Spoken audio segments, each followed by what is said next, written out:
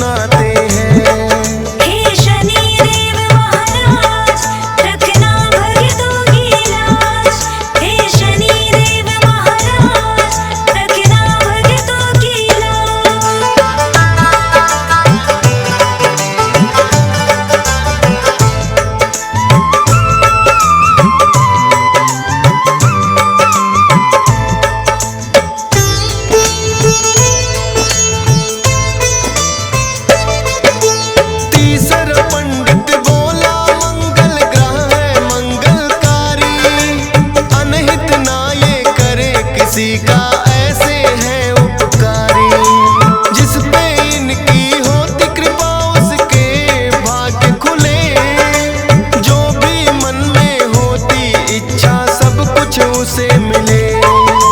चौथा पंडित बोला बुद्धिग्राही सबसे महान, जिसकी राशि में होते उसका बढ़ जाए मान। बुद्धिग्रह की जिस पे राजन कृपा हो जाए, सुख संपत्ति धन वैभव सब उसके घर आए। कोई मुश्किल ना आए जो कृपा पाते हैं,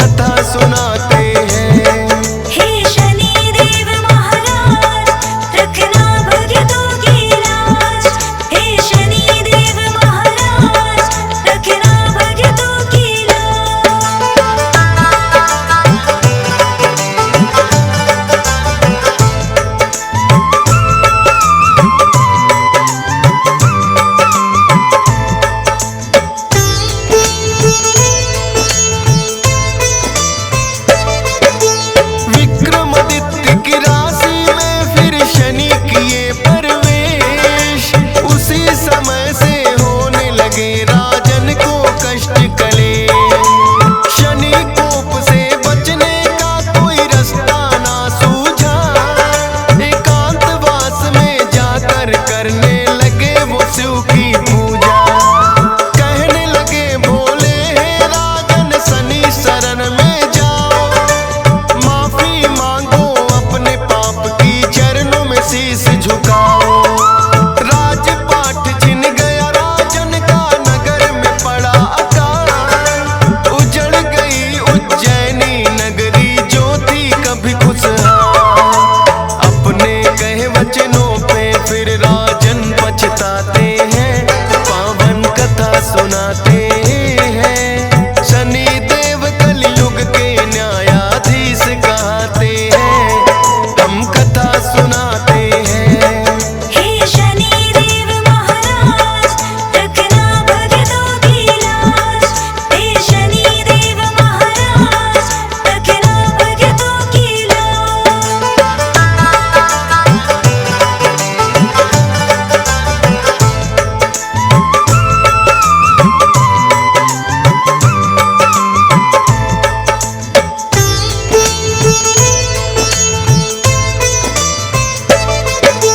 शनि देव ने फिर अपनी है शक्ति दिखलाई, चंद्रसेन राजा के हाथों सजा भी दिलवाई। उनके बदले का तो अभी भी अंत न हो पाया, तेली के घर बना के नौकर कोल्हू चलवाया। राजा विक्रमादित्य ने आखिर अपनी हार ली मान, शनि देव से माफी मांगी और करने लगे ध्यान। शनि देव ने होकर खुश फिर उनको माफ किया, अहंकार था जो राजन को पल में साफ किया। राजपाट वो राजन का फिर से लौटाते हैं, पावन कथा सुनाते